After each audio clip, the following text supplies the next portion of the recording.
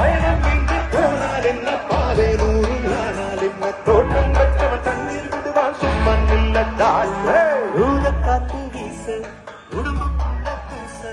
ரொம்ப தூரம் வந்த வச்சு நாளை